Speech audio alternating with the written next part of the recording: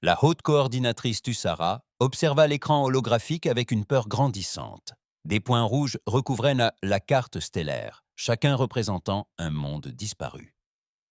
Les dévoreurs étaient venus des confins de la galaxie, et rien ne pouvait les arrêter.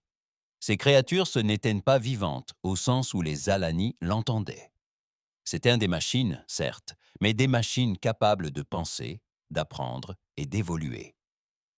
À chaque tentative des Alani pour les combattre, ces bêtes de métal s'adaptaient. Les armes qui avaient fait et fonctionné une fois devenaient inefficaces. « Combien de vaisseaux nous reste-t-il » demanda Tessera à son aide. Un jeune Zalani nommé Corvin, dont les écailles avaient pâli sous l'effet du stress. 43 croiseurs de bataille, madame. 112 vaisseaux de soutien. La voix de Corvin tremblait. Les dévoreurs ont détruit nos chantiers navals de Veltar hier. Ils apprennent nos plans plus vite que nous ne pouvons en construire de nouveaux. Tessara ferma ses grands yeux sombres. Les Alani régnaient sur cette partie de l'espace depuis 3000 ans. Peuple pacifique, ils adoraient l'art, la musique et la beauté des étoiles. La guerre était un sujet qu'ils lisaient dans les récits anciens, et non une réalité qu'ils vivaient. La porte de la salle de commandement s'ouvrit, et le général Valix entra. Ses écailles d'un vert éclatant, d'ordinaire si vif, paraissaient ternes, et sa haute silhouette semblait courbée par l'épuisement. « Les colonies extérieures ont disparu, dit-il sans un mot. Les dévoreurs ont tout englouti, pas seulement les humains ou les bâtiments. Ils ont démantelé les planètes elles-mêmes, morceau par morceau, pour en construire d'autres comme les leurs. » Le cœur de Serra se serra. Les Alani avaient 2 cœurs, et à cet instant, tous deux semblaient enfanter se briser. Et l'Alliance galactique pour la paix a-t-elle répondu à nos appels à l'aide? Le général Valak secoua la tête. L'hégémonie affirme examiner notre requête. La République altarienne souhaite envoyer des négociateurs discuter avec les dévoreurs. Les mondes de cristal déclarent que cela se situe hors de leur territoire. Parlez-leur. Tessara n'en croyait pas ses oreilles. Ces choses détruisent tout ce qu'elles touchent. Il est inutile de dialoguer avec elles. Elle s'approcha de la grande fenêtre qui donnait sur l'espace, au loin.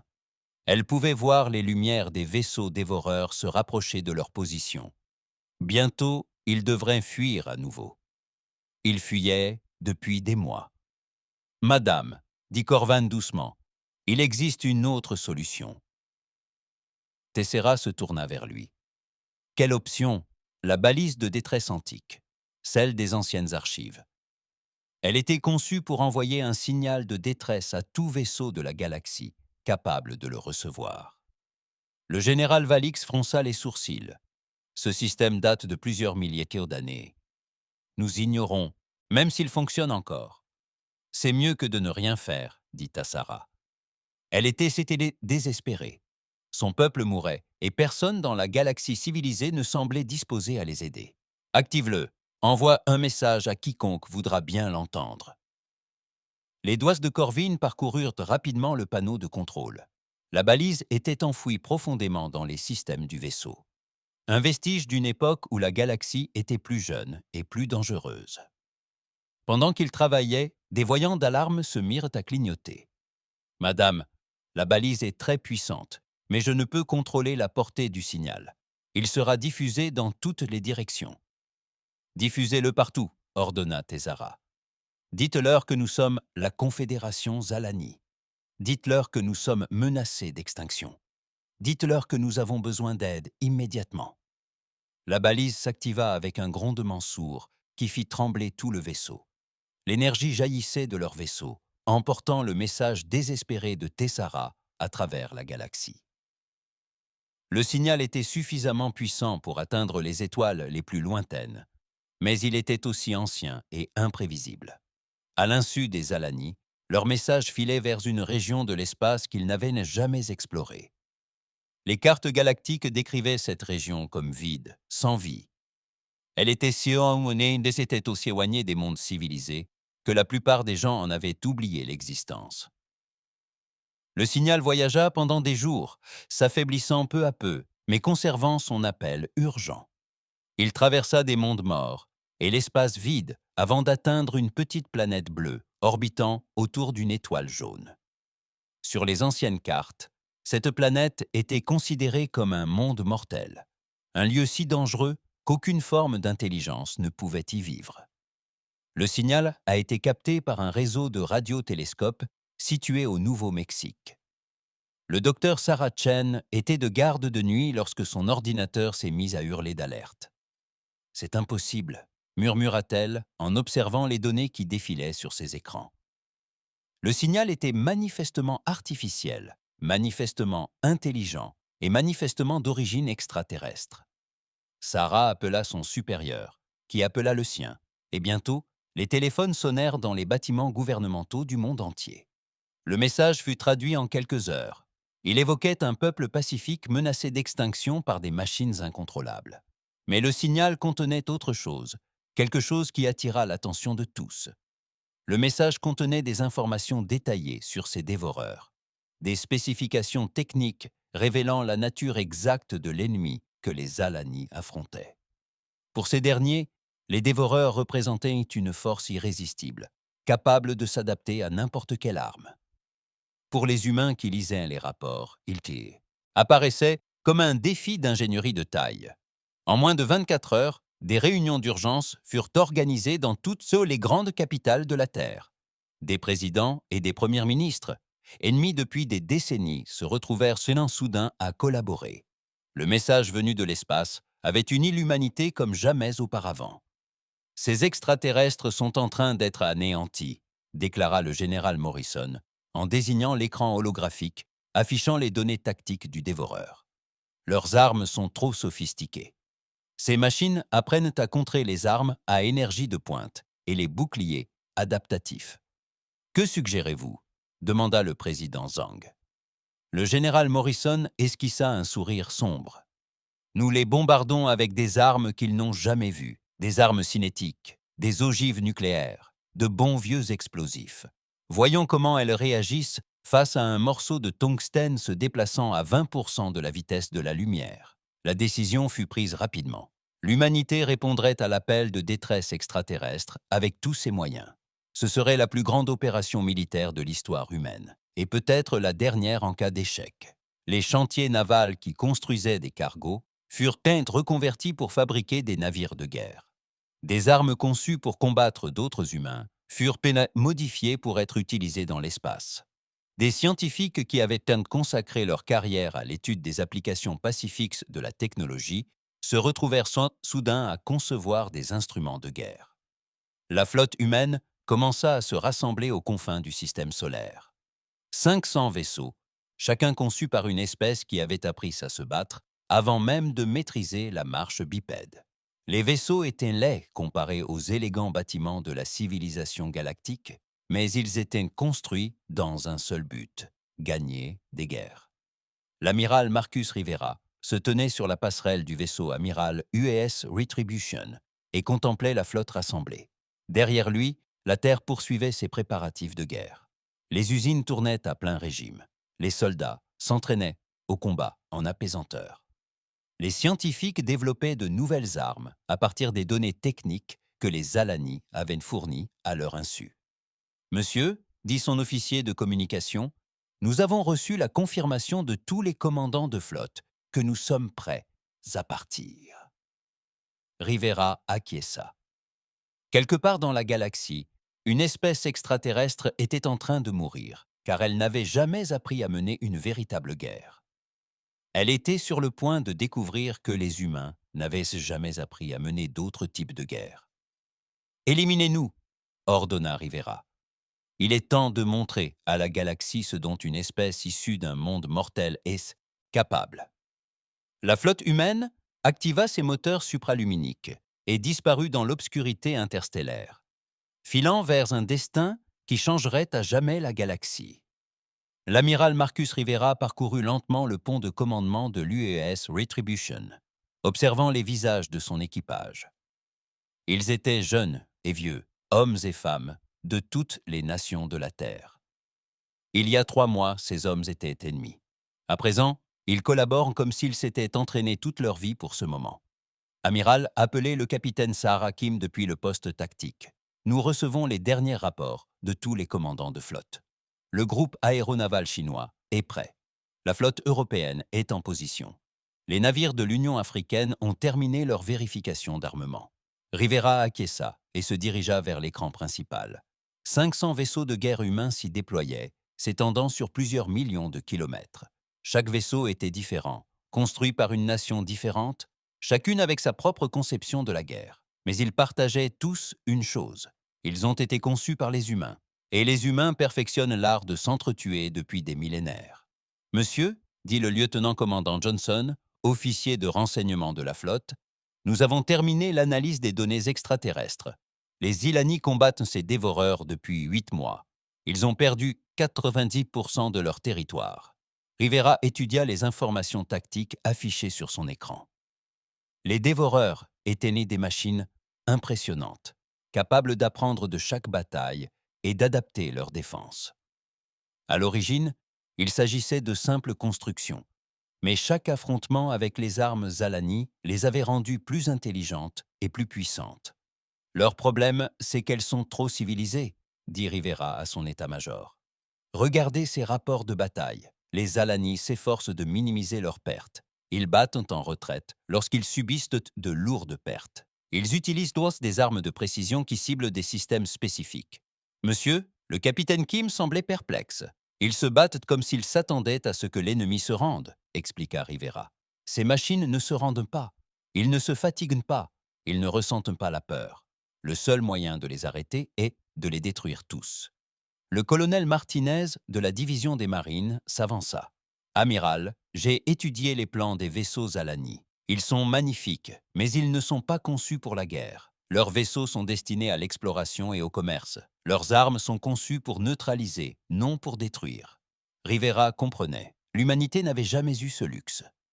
La Terre était une planète où tout cherchait à vous tuer, des éléments aux animaux en passant par les autres humains. Chaque arme humaine était conçue dans un seul but, rendre l'ennemi totalement incapable de riposter. Docteur Patel, appela Rivera à l'officier scientifique. Quel est votre avis sur la technologie des dévoreurs? Le docteur Patel afficha un écran holographique montrant les machines ennemies. Elles sont adaptatives, monsieur, mais de façon limitée. Elles apprennent à contrer les armes à énergie en développant de meilleurs boucliers. Elles apprennent à éviter les armes cinétiques en améliorant leur schéma de déplacement. Mais leur apprentissage repose sur des affrontements antérieurs. Et nous sommes sur le point de leur faire vivre des affrontements inédits, déclara Rivera avec un sourire sinistre. Le système de communication grésilla. Amiral Rivera, ici le général Thompson du commandement de la flotte. Vous êtes autorisé à engager le combat avec une violence extrême. Les règles d'engagement sont simples. Sauvez les extraterrestres, détruisez tout le reste. Bien compris, commandement, répondit Rivera. Et la communication avec les Alani? Négatif. Approchez-vous discrètement et évaluez la situation d'abord. Nous ignorons comment ces extraterrestres réagiront à la rencontre d'humains. Ils pourraient très bien nous prendre pour une autre espèce ennemie. Rivera comprenait cette inquiétude.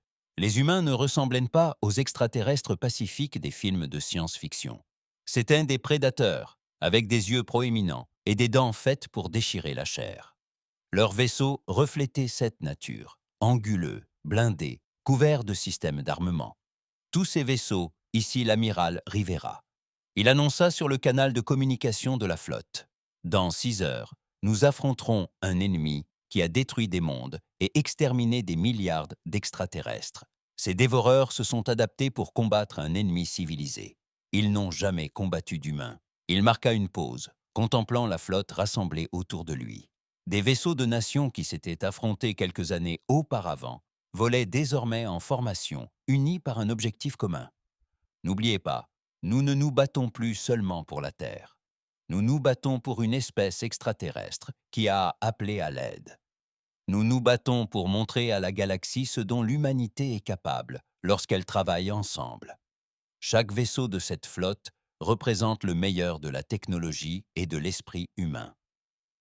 Le capitaine Kim afficha l'écran de navigation. Monsieur, nous avons les coordonnées du signal de détresse Zalani. Le trajet nous prendra 3 jours à vitesse de saut maximale. Docteur Okafor, appela Rivera. À quoi devons-nous nous attendre de la part des extraterrestres? Le docteur Okafor consulta sa tablette. D'après leur schéma de transmission et la structure de leur langage, les Alani semblent être une espèce pacifique. Ils emploient des formules, de politesse même dans leur communication militaire. La conception de leurs vaisseaux laisse penser qu'ils privilégient l'esthétique et l'efficacité à la simple fonctionnalité. Et les dévoreurs, une intelligence artificielle pure, monsieur. Aucune émotion, aucune peur, aucune pitié. Leur seul but est de consommer et de se reproduire. Mais, monsieur, le docteur Okafor leva les yeux de sa tablette. Je crois qu'ils ont commis une erreur. Comment cela? Ils ont appris à combattre les Alani, qui cherchent à minimiser les dégâts et à éviter les pertes civiles. Ils ont appris à combattre un ennemi qui bat en retraite lorsque les pertes deviennent trop importantes. Ils n'ont jamais combattu un ennemi prêt à tout sacrifier pour vaincre. Rivera l'avait compris. Les dévoreurs s'étaient adaptés pour combattre une espèce civilisée. Ils étaient sur le point de rencontrer des humains qui avaient survécu sur la planète la plus dangereuse de la galaxie et appris à se défendre en étant plus dangereux que tout. « Amiral !» appela l'officier de navigation. « Tous les vaisseaux, prêts pour le saut. » Rivera jeta un dernier regard à la Terre à travers l'écran principal.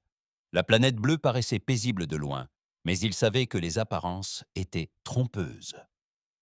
Ce monde magnifique avait fait de l'humanité l'ennemi idéal des dévoreurs. Intelligente, adaptable et d'une cruauté absolue lorsqu'elle se sentait menacée.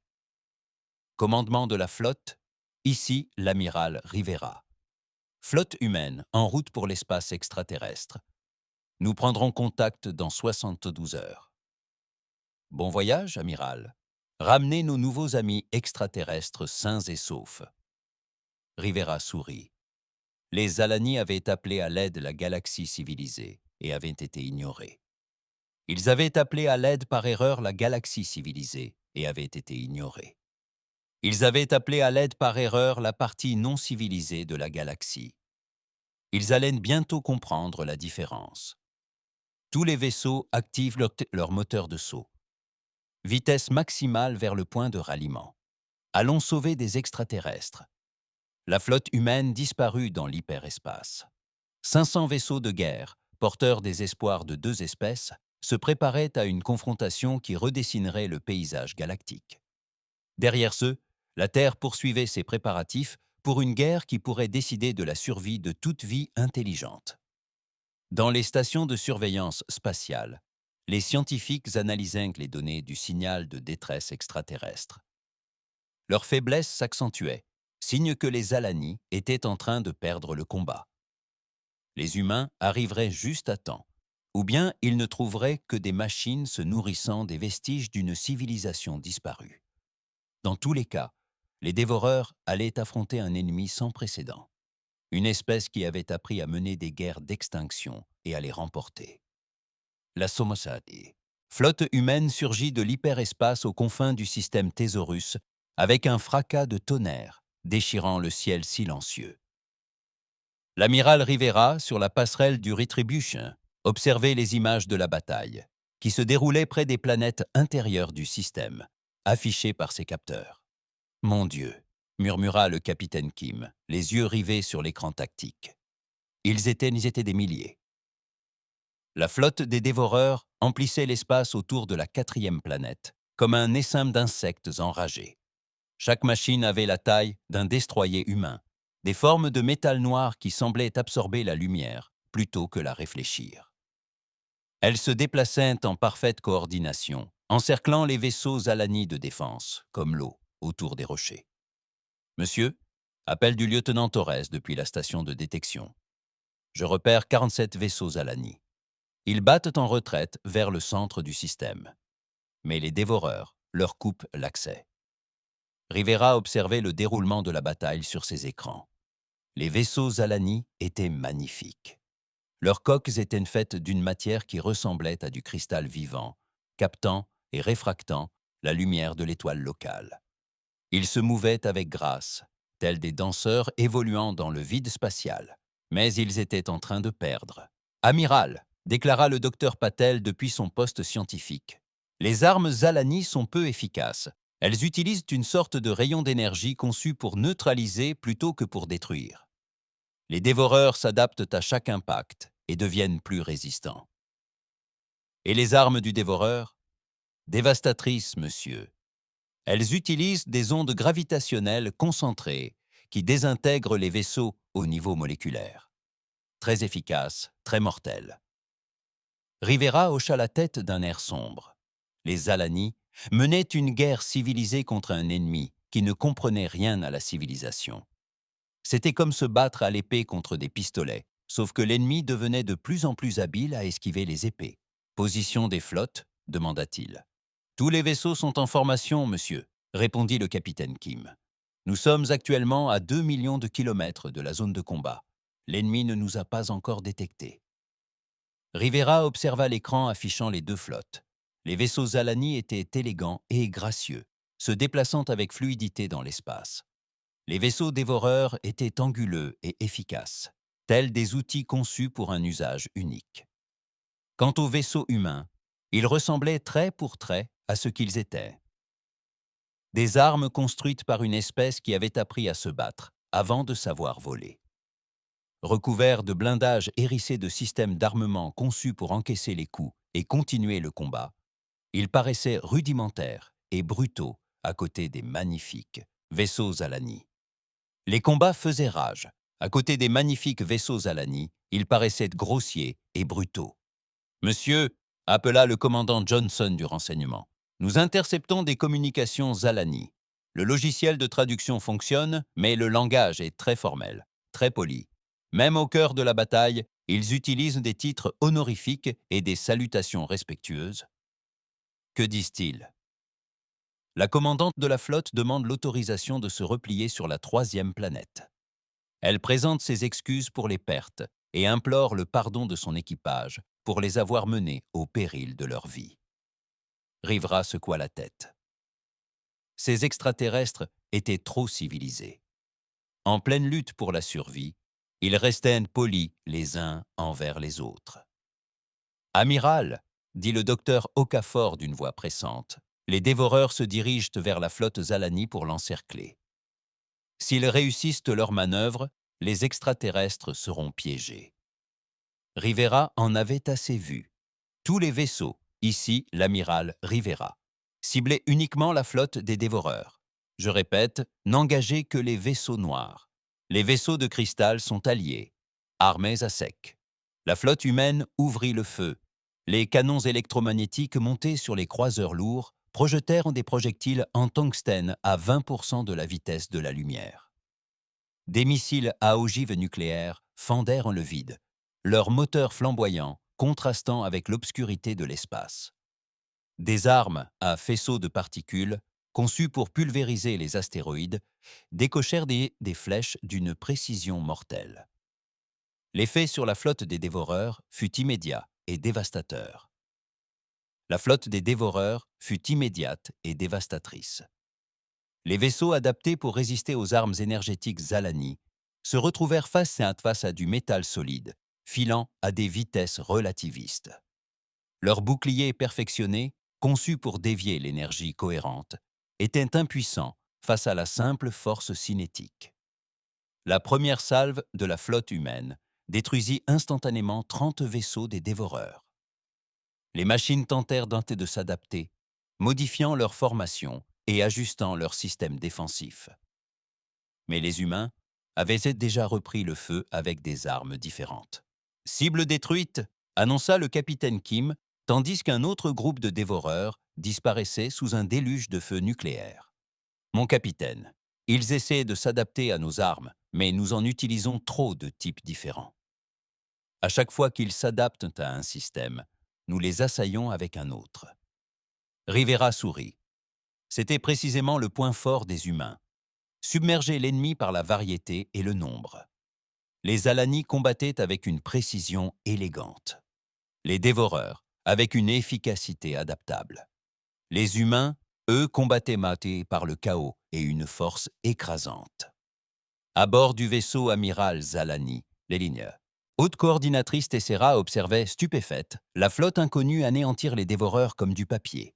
Son aide, Corvin, fixait l'écran tactique, bouche bée. « Qui sont-ils » murmura-t-il. « Ces vaisseaux ? Ils ne correspondent à aucun modèle connu dans la base de données galactique. » Tessera examina les nouveaux arrivants.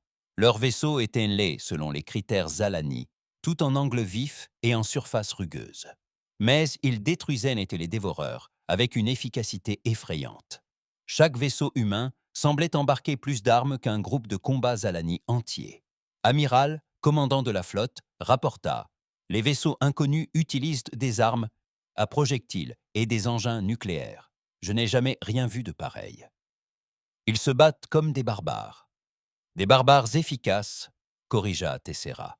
« Passez-moi en communication avec leur commandant de flotte. » Il fallut plusieurs minutes pour établir le contact. Les vaisseaux inconnus utilisaient des signaux radio primitifs au lieu des élégants canaux d'intrication quantique privilégiés par les espèces civilisées. Lorsque la connexion s'établit enfin, Tessera se retrouva face au pont d'un vaisseau extraterrestre. Les créatures à l'écran étaient bipèdes, de taille comparable à Zalani, mais les similitudes s'arrêtaient là. Leurs yeux, dirigés vers l'avant comme ceux des prédateurs, et leurs dents étaient manifestement adaptées à la consommation de viande. Leur peau était de couleurs différentes, et leurs cheveux, disposés de diverses manières, poussaient sur leur tête. Celui qui semblait commander s'avança. Il portait ce qui ressemblait à une armure militaire, et son visage était marqué de plusieurs cicatrices. Sa voix, grave et rauque, s'éleva. « Ici, l'amiral Rivera de la flotte de la Fédération humaine. Nous avons reçu votre signal de détresse. Êtes-vous les Zalani ?» Tessera cherchait ses mots. Ces êtres semblaient sortis d'un cauchemar, et pourtant, ils venaient de sauver son peuple. « Nous avons reçu votre signal de détresse. Êtes-vous les Zalani ?» Tessera cherchait ses mots. Ces êtres semblaient sortis d'un cauchemar, et pourtant, ils venaient de sauver son peuple. « Oui, je suis Tessera, haute coordinatrice de la Confédération Zalani. Nous avons lancé un appel à l'aide à l'Alliance galactique pour la paix. » « Jamais entendu parler d'eux, » répondit Rivera sèchement. « Nous avons reçu votre message sur Terre, et nous avons pensé que vous pourriez avoir besoin d'aide. » La Terre, le cœur de Tessera rata un battement. « Mais c'est dans le secteur des mondes mortels. Rien de civilisé ne peut vivre ici. » Elle aperçut ce qui ressemblait à un sourire sur le visage balafré de l'extraterrestre. « Enfin, tout dépend de ce qu'on entend par « civilisé ». Pour l'instant, nous devons en finir avec ces dévoreurs. Votre vaisseau peut-il rester à l'écart pendant que nous travaillons ?» Tessera consulta son écran tactique. La flotte humaine détruisait méthodiquement les dévoreurs restants. Votre vaisseau peut-il rester à l'écart pendant que nous travaillons ? Tessera consulta son écran tactique. La flotte humaine détruisait méthodiquement les dévoreurs survivants par des méthodes qui semblaient complètement insensées à l'échelle galactique. Ils utilisaient des armes nucléaires dans l'espace, tiraient des projectiles solides à des vitesses incroyables et employaient des tactiques qu'aucune espèce civilisée n'aurait jamais envisagées. Et pourtant, ça fonctionnait. Pour la première fois depuis des mois, les dévoreurs étaient en train de perdre. « Oui, » murmura Tessera. « Nous resterons à distance et… merci. » La transmission s'interrompit et Tessera s'affaissa dans son fauteuil de commandement. Son peuple était sain et sauf, sauvé par des créatures venues d'un monde si dangereux que la galaxie l'avait jugé inhabitable. Elle se demanda quelles autres surprises ces humains pourraient réserver à la galaxie civilisée.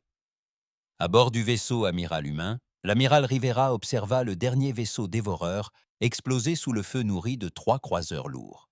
« Monsieur, » rapporta le capitaine Kim, « tous les contacts ennemis sont détruits. Aucune victime humaine. La flotte Zilani est saine et sauve. » Rivera acquiesça. La première bataille était terminée, mais il se doutait bien que ce n'était que le début. La galaxie allait bientôt apprendre que les prédateurs les plus dangereux de l'univers venaient de quitter leur planète pour la première fois, et qu'ils étaient passés maîtres dans l'art de se faire des amis. 3 heures après la fin de la bataille, l'amiral Rivera se tenait dans la salle de conférence de l'UES Prometheus, le premier vaisseau diplomatique de l'humanité. En face de lui se trouvait le docteur Elena Vasquez, experte terrienne de renom en xénolinguistique, et le capitaine James Foster, volontaire pour diriger la mission de premier contact. « Amiral, dit le docteur Vasquez en consultant sa tablette, nous surveillons les communications Zalani depuis la bataille. Leur langue est fascinante. Ils emploient des formules de politesse même dans les conversations informelles et semblent s'excuser pour tout. Cela correspond à ce que nous avons observé pendant les combats, répondit Rivera. Ils demandaient la permission de battre en retraite et s'excusaient auprès de leurs équipages d'être en danger. Ce ne sont pas des guerriers. Le capitaine Foster observa la flotte Zulani par le hublot.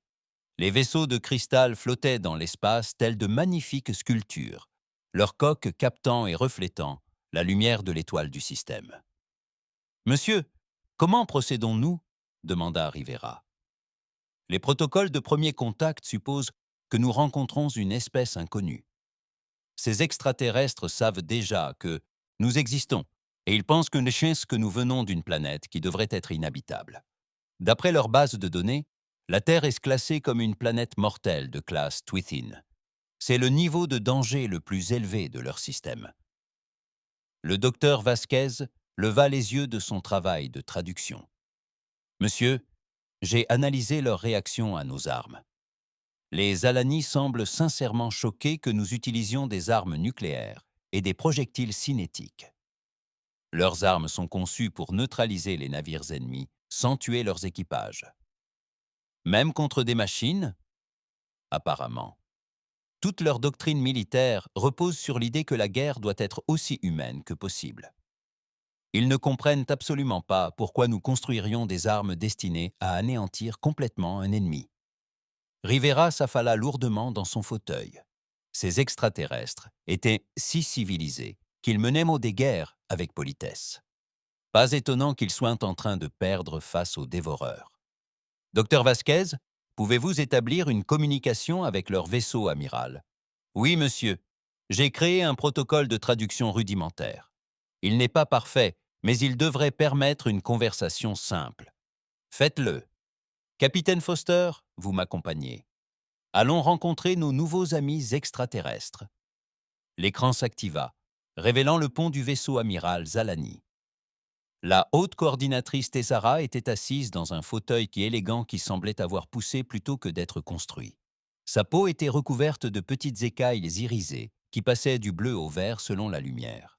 Ses grands yeux sombres trahissaient intelligence et curiosité, mais aussi de la peur. « Salutations, haut coordinateur », dit Rivera d'une voix douce. « Je suis l'amiral Marcus Rivera, commandant de la flotte de sauvetage humaine. Voici le capitaine Foster et le docteur Vasquez. » Tessara inclina la tête, effectuant une révérence formelle. « Amiral Rivera, je vous suis profondément reconnaissante de votre d'aide.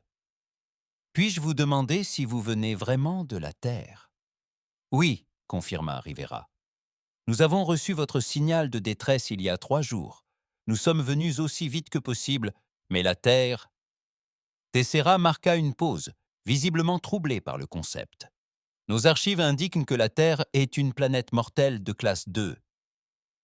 La composition atmosphérique à elle seule devrait être mortelle pour toute forme de vie intelligente. La gravité est trop forte. Le niveau de radiation est trop élevé. Les conditions météorologiques sont trop violentes. » Le docteur Vasquez se pencha en avant. « Haut coordinateur, peut-être avons-nous des conceptions différentes de ce qui rend une planète habitable.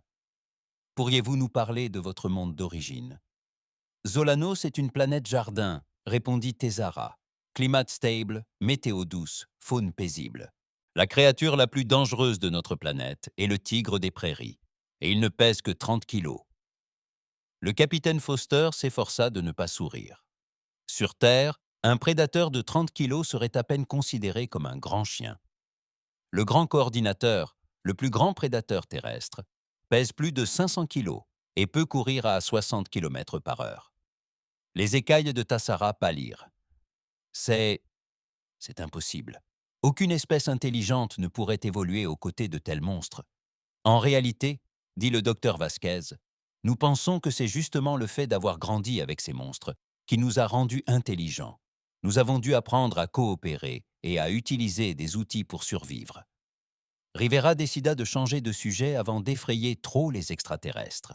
Ô coordinateur, nous devons discuter de la menace des dévoreurs. Nos renseignements indiquent qu'il ne s'agissait que d'une seule flotte. Il pourrait y en avoir d'autres. Vous avez raison, amiral, répondit Tessera, ses écailles reprenant leur couleur bleu-vert habituelle. Nos éclaireurs signalent au moins 12 autres flottes de dévoreurs traversant ce secteur. Elles ont déjà consumé 17 de nos mondes et ne semblent pas prêtes à ralentir. Avez-vous contacté d'autres espèces pour obtenir de l'aide? Nous avons envoyé des demandes à l'Alliance galactique pour la paix, à l'hégémonie et à la Fédération des mondes de cristal. Toutes ont promis d'examiner notre situation, mais aucune n'a envoyé d'aide militaire. Foster fronça les sourcils. Pourquoi pas? Parce qu'une guerre de cette ampleur n'a pas eu lieu dans notre région de l'espace depuis plus de 2000 ans, expliqua Tezra. La plupart des espèces civilisées ont des capacités militaires limitées. Nous sommes principalement des explorateurs, des commerçants et des artistes. Qu'en est-il des espèces qui possèdent des forces militaires? Les races guerrières existent, mais sont considérées comme barbares selon les normes galactiques. La plupart des mondes civilisés refusent de s'associer à elles. Rivera commençait à comprendre le problème. La galaxie était devenue si paisible qu'elle avait oublié comment mener de véritables guerres. Lorsqu'une menace réelle apparaissait, elle ne savait pas comment réagir. « Ô coordinateur, dit-il, nous souhaiterions établir des relations diplomatiques officielles entre l'humanité et la Confédération Zalani. Nous sommes prêts à vous aider à combattre les dévoreurs, mais nous devons comprendre toute l'ampleur de la menace. J'accueillerai avec joie une telle alliance, répondit Sarah. Mais je dois vous mettre en garde, amiral. La communauté galactique ne comprendra pas vos méthodes. La façon dont vous avez détruit la flotte des dévoreurs était certes efficace, mais aussi terrifiante. Terrifiant en quoi? Vous avez utilisé l'arme nucléaire comme armement, standard. Vous avez tiré des projectiles capables de détruire des planètes. Vos tactiques ne se souciaient ni de minimiser les pertes, ni de préserver le matériel ennemi à des fins d'études. À l'échelle galactique, vos méthodes de guerre sont considérées comme barbares. Le docteur Vasquez regarda Rivera. Cela allait poser problème. L'humanité serait perçue comme sauvage par ceux-là même qu'elle tentait d'aider. Ô coordonnateur, a déclaré Rivera avec prudence, nous comprenons que nos méthodes puissent paraître extrêmes, mais nous venons d'un monde où la survie exige des mesures extrêmes. Nous avons appris que parfois, le seul moyen de préserver la vie est d'être prêt à la prendre. Je commence à comprendre, répondit Sarah, mais sachez que votre arrivée va tout changer. La galaxie a connu la paix grâce à sa faiblesse.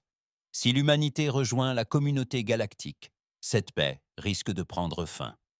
Pas forcément, dit le capitaine Faust. Sur Terre, nous avons appris que la paix n'est possible que si les gens de bien sont assez forts pour la protéger de ceux qui veulent la détruire. Tessara réfléchit. Vous croyez que la force prévient la guerre, plutôt que de la provoquer? Quand les forts protègent les faibles, oui, répondit Rivera. Nous ne sommes pas des conquérants, ô coordinateur. Nous sommes des protecteurs. Mais nous protégeons en étant plus dangereux que ceux qui menacent les innocents. Les dévoreurs n'ont jamais affronté d'ennemis comme l'humanité, s'amusa Tesser. Ils apprennent à contrer les armes sophistiquées et les tactiques élégantes. Mais vos armes ne sont pas sophistiquées. Elles sont simplement écrasantes. Exactement, dit le docteur Vasquez. Les humains apprennent à survivre en étant imprévisibles et en utilisant une force écrasante. Nous ne sommes pas plus intelligents que ces machines, mais nous sommes plus chaotiques. Je voudrais proposer un échange, dit Tassara après un moment. Des conseillers militaires humains pourraient nous aider à développer des tactiques plus efficaces. En échange, nous pourrions partager notre technologie et vous présenter à la communauté galactique. Cela me semble raisonnable, approuva Rivera. Mais d'abord, Nous devons nous occuper de ces autres flottes de dévoreurs. À combien estimez-vous leur nombre total de vaisseaux? D'après nos meilleurs renseignements, il s'agirait d'environ 100 000 vaisseaux. Les officiers humains échangèrent un regard. C'était un nombre impressionnant de vaisseaux, même pour l'armée terrienne. Ô coordinateur, dit Rivera, nous allons avoir besoin de renforts de la Terre. Et il va falloir agir vite avant que les dévoreurs ne s'adaptent à nos tactiques. Je comprends, amiral, mais je dois vous prévenir d'autre chose. Quoi donc? La communauté galactique souhaitera rencontrer l'humanité. Quand ils apprendront qu'une espèce d'un monde mortel a développé des technologies de voyage interstellaire et militaire, ils voudront soit vous étudier, soit vous contrôler. Rivera sourit d'un air sombre. Qu'ils essaient. Ô coordinateur, l'humanité a toujours eu affaire à des tyrans. La galaxie est sur le point de découvrir ce qui arrive quand on menace ceux qui sont sous la protection humaine. Le premier contact diplomatique entre l'humanité et les Alani s'était déroulé mieux que prévu, mais les deux espèces savaient que ce n'était que le début d'une relation qui changerait la galaxie à jamais. 6 mois après ce premier contact, l'amiral Rivera se tenait sur la plateforme d'observation de la station Unity, la première installation conjointe humaine-Zalani jamais construite. À travers l'immense hublot, il pouvait voir des vaisseaux des deux espèces collaborer dans l'espace. Des ingénieurs humains, vêtus d'encombrantes armures, travaillaient aux côtés de techniciens Zalani, dont les combinaisons environnementales ressemblaient davantage à des œuvres d'art.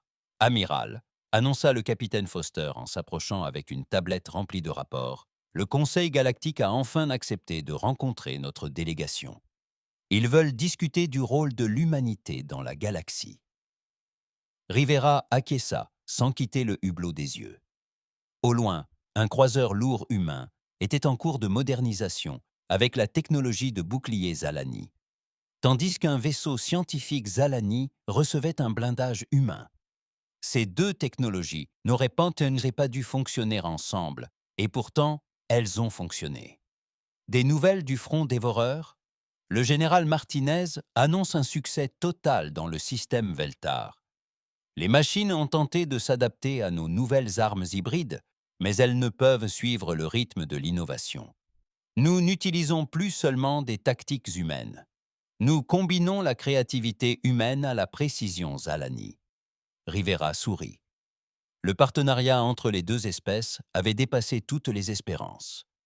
La doctrine humano-militaire fournissait les stratégies offensives nécessaires pour vaincre les dévoreurs, tandis que la technologie Zalani offrait des solutions élégantes à des problèmes complexes. Ensemble, ils étaient irrésistibles. La porte de la plateforme d'observation s'ouvrit et la haute coordinatrice Tezera entra. Au cours des derniers mois, elle était devenue plus qu'une alliée extraterrestre. Était une amie. Ses écailles avaient pris une belle couleur bleu-vert, et elle se déplaçait avec assurance, loin de la peur que Rivera avait d'abord perçue en elle. « Amiral, dit-elle en s'approchant du hublot, j'ai des nouvelles intéressantes de la réunion du Conseil. Bonnes ou mauvaises? Les deux, répondit Sarah. La bonne nouvelle, c'est qu'ils reconnaissent que le droit de l'humanité à exister et à voyager dans l'espace galactique. La mauvaise, c'est qu'ils veulent imposer des restrictions à la technologie militaire humaine. Le capitaine Foster leva les yeux de sa tablette. De quel genre? Ils veulent que les humains limitent l'utilisation des armes nucléaires à la seule défense, que tous les vaisseaux humains embarquent des observateurs de l'autorité galactique de la paix et que l'humanité accepte de n'utiliser qu'une force proportionnée dans les conflits militaires. Rivera se détourna du hublot. En d'autres termes, ils veulent que nous combattions comme eux. Oui, Sarah a confirmé que le Conseil est mal à l'aise avec les méthodes tactiques humaines. Ils pensent qu'une guerre humaine sans restriction pourrait déstabiliser la galaxie entière. Ils ont peut-être raison, dit Foster d'une voix calme. Nous avons développé ces 6 derniers mois des armes capables de détruire des planètes. Si jamais nous devions utiliser ces armes contre des mondes habités, nous ne le ferions pas, affirma Rivera avec fermeté. Les humains ne font pas la guerre aux civils. Nous menons des guerres contre des ennemis qui menacent les civils. Je le sais, répondit Foster, mais le Conseil l'ignore. À leurs yeux, nous sommes des barbares dotés d'armes nucléaires. Sarah se plaça près de Rivera, au hublot. Il y a autre chose, amiral. Le Conseil a reçu des rapports d'autres secteurs de la galaxie. Il semblerait que l'humanité ne soit pas la seule espèce de planète mortelle à avoir réussi le voyage interstellaire. Un frisson parcourut l'échine de Rivera. Que voulez-vous dire? 3 autres espèces de planètes mortelles de classe X ou supérieure ont pris contact avec la communauté galactique au cours de l'année écoulée. Le Conseil est convaincu qu'il ne s'agit pas d'une coïncidence.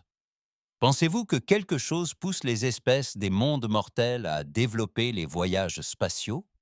Demanda Rivera. Je pense, répondit Tessara avec précaution, que la galaxie est en train de changer. L'ère de l'exploration pacifique touche peut-être à sa fin. Les espèces qui ont appris à survivre sur les mondes les plus dangereux se tournent désormais vers les étoiles. Rivera réfléchit à cette idée. Si l'humanité n'était pas seule parmi les espèces des mondes mortels, cela changeait tout. Ces autres espèces sont-elles hostiles? On l'ignore. Le Conseil a classifié toutes les informations les concernant. Mais, amiral, je pense que nous devons nous préparer à l'éventualité que l'humanité ne soit pas l'espèce la plus dangereuse de la galaxie. Le capitaine Foster les rejoignit au hublot. Monsieur, il y a autre chose.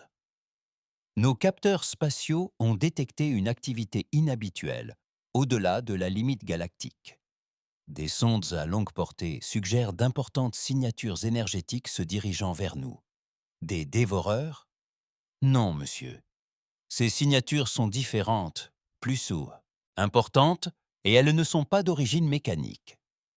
Rivera sentit les pièces d'un puzzle plus vaste s'assembler. D'abord, les dévoreurs étaient apparus depuis l'au-delà de la galaxie. D'autres entités inconnues approchaient de la même direction, et des espèces de la mort développaient soudainement la capacité de voyager dans l'espace à travers la galaxie. « Désera, dit-il doucement, je pense que l'appel de détresse de votre peuple a eu un impact plus profond que celui de simplement propulser l'humanité dans l'espace. Je pense qu'il a peut-être révélé à quelque chose là-bas que la galaxie abrite une vie intelligente digne d'être capturée. » Les écailles de Tessera prirent une teinte bleu pâle, empreinte d'inquiétude. « Vous croyez que les dévoreurs étaient des éclaireurs? Je crois qu'ils constituaient la première vague, » répondit Rivera. « Quelque chose de plus grand se prépare, et la galaxie le presse. C'est pourquoi les espèces des mondes de la mort se lancent soudainement à la conquête de l'espace. L'évolution prépare la galaxie à la guerre. » Le système de communication s'anima. L'amiral prépare la galaxie à la guerre. Le système de communication s'anima. Amiral Rivera au centre de commandement. Message prioritaire alpha du commandement terrestre. Rivera soupira. Ce ne sont pas de bonnes nouvelles. Il se tourna vers Foster et Tessera. Allons voir ce que la Terre veut. Le centre de commandement était une fusion de conceptions humaines et Zalani. Des systèmes homme-machine aux formes angulaires étaient intégrés à des interfaces Zalani fluides, créant un espace de travail à la fois fonctionnel et esthétique. Le docteur Vasquez les attendait, le visage grave. « Amiral, annonça-t-elle sans préambule, la Terre a intercepté les transmissions du Conseil galactique. Ils sont au courant des restrictions que le Conseil souhaite imposer à l'humanité. Et le président a envoyé un message. L'humanité n'acceptera aucune limitation de ses capacités de défense, surtout face à des menaces d'envergure planant sur la galaxie. Rivera s'attendait à cette réaction. La Terre avait passé toute son histoire à lutter pour sa survie. Elle n'allait certainement pas renoncer à ses armes pour rassurer des extraterrestres. « Docteur Vasquez, dit-il, préparez un message pour le Conseil galactique. Dites-leur que l'humanité s'est disposée à respecter la loi galactique, mais que nous ne désarmerons pas face à des menaces inconnues. Monsieur, dit le capitaine Foster, c'est en substance une déclaration d'indépendance vis-à-vis de l'autorité galactique. Oui, c'est exact, répondit Rivera. Tessera, les Alani nous soutiendront-ils? Tézéra réfléchit un instant. Amiral, il y a 6 mois, mon peuple était au bord de l'extinction. Aujourd'hui, nous sommes plus forts que jamais. La Confédération Zalani restera aux côtés de l'humanité. Même si cela implique un conflit avec le Conseil, ce dernier nous a abandonnés quand nous avions besoin d'aide, affirma Tessera avec fermeté. L'humanité est venue à notre secours quand personne d'autre ne l'a fait. Notre loyauté, c'est sans faille. Le docteur Vasquez tapait frénétiquement sur sa console. Amiral, je reçois également des rapports de nos flottes d'exploration. Nous avons établi le contact avec 17 autres espèces le mois dernier. La plupart sont des commerçants et des chercheurs pacifiques, mais 3 d'entre elles ont expressément demandé une alliance militaire avec l'humanité. Elles souhaitent notre protection. Ils veulent apprendre à se battre, précisa le docteur Vasquez. La nouvelle de la victoire des humains sur les dévoreurs se répand, et des espèces restées sans défense pendant des millénaires s'intéressent soudainement aux technologies militaires. Rivera observa le centre de commandement. Constatant le mélange de technologies humaines et extraterrestres, les membres d'équipage venus de différents mondes collaborant, et les cartes stellaires montrant la formation de nouvelles alliances à travers la galaxie. Dessera, dit-il, je crois que nous assistons à la naissance d'un nouvel ordre galactique. L'ère de l'exploration pacifique touche à sa fin. L'ère de la civilisation défendue commence, et l'humanité mènera cette nouvelle ère. L'humanité protégera cette nouvelle ère. Rivera corrigea, nous ne sommes pas des conquérants, nous sommes des gardiens, mais des gardiens qui comprennent que parfois, le seul moyen de protéger la paix est d'être prêts à la guerre. Le système de communication s'est réactivé. Amiral, nous recevons une transmission prioritaire de la station de surveillance spatiale. Les contacts inconnus au-delà de la limite galactique ont changé de cap. Ils se dirigent droit vers l'espace habité. Rivera regarda le Sahara, puis son équipage. « Dans combien de temps arriveront-ils » demanda-t-il. « Durée d'arrivée estimée, 18 mois. Nous avons donc 18 mois pour préparer la galaxie à ce qui nous attend. » conclut Rivera. La Sahara, il semblerait que la véritable guerre ne fasse que commencer. À l'extérieur du hublot, les vaisseaux humains et Zalani poursuivaient leur patrouille conjointe, protégeant une galaxie qui apprenait enfin la différence entre la paix obtenue par la faiblesse et la paix obtenue par la force. L'ère des créatures des mondes de la mort avait commencé, et la galaxie ne serait plus jamais la même. Dans les profondeurs de l'espace, une créature immense et affamée se dirigeait vers les lumières de la civilisation. Ignorant que l'espèce vulnérable et sans défense qu'elle s'attendait à trouver venait de faire une rencontre des protecteurs dangereux. La galaxie était sur le point de découvrir ce qui arrivait lorsqu'on menaçait des personnes sous protection humaine. Et l'univers allait apprendre pourquoi la Terre était classée comme un monde mortel.